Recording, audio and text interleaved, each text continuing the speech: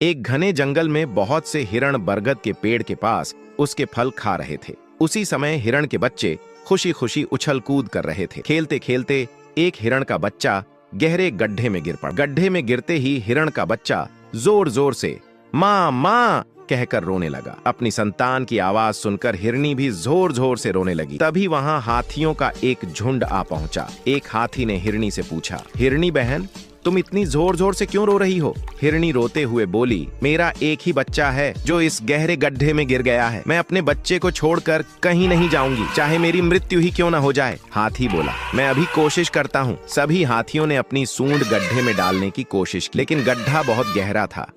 उनकी सूंड वहां तक नहीं पहुंच सकी। यह देखकर हाथी भी दुखी होकर रोने लगे। तब एक हथिनी बोली, चाहे किसी का भी बच्चा हो, दर्द तो हर माँ को होता है। एक सच्ची माँ दूसरी की संतान को संकट में देखकर अपने आंसू नहीं रोक सकती, इसीलिए हम भी रो रहे हैं। उसी समय माता पार्वती बरगद के पेड़ के पास विश्राम करने आई। उन्होंने कहा, ये जंगल इतना सूना क्यों है? सभी जानवर कहाँ चले गए? तभी उनके कानों में हिरनी और हाथियों के रोने की आवाज पड़ी। माता पार्वती दौड़ती हुई उस गहरे गड्ढे के पास पहुंची जहाँ हिरनी और हाथी रो रहे थे। माता पार्वती ने पूछा, तुम सब इस गड्ढे के पास क्यों रो रहे हो? हाथी और हिरनी ने रोते हुए कहा, माता, हमारा बच्चा इस गड्ढे में गिर गया है। माता पार्वती मुस्कुराकर बोली, बस इतनी सी बात, मैं तो उसे पल भर में बाहर निकाल सकती हूँ।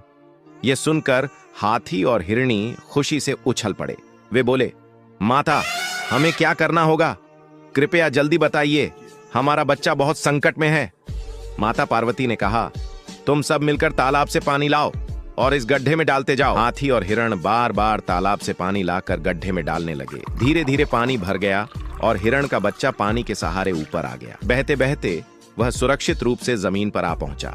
हिरनी और हाथी दोनों मिलकर बच्चे को प्यार करने लगे। फिर वे माता पार्वती के चरणों में गिरकर प्रणाम करने लगे। माता पार्वती बोली, अब तुम सब इस गड्ढे को मिट्टी और बरगद की डालियों से भर दो ताकि भविष्य में किसी को संकट न आए। सभी हाथी और हिरण मिलकर गड्ढे को भर देते हैं। चारों ओर खुशी का माहौल छा जाता है। सभी माता पार्वती पर रंग बिरंगे फूल बरसाने लगते हैं। माता पार्वती हिरण के बच्चे को अपनी गोद में बिठा लेती हैं। हिरनी आनंद से कूदने लगती है और हाथी खुशी में अपनी सूंड हिलाने लगते हैं। अंत में माता पार्वती भावुक होकर रो पड़ती हैं, क्योंकि फिर भी किसी ने इस कहानी को लाइक और कमेंट नहीं किया।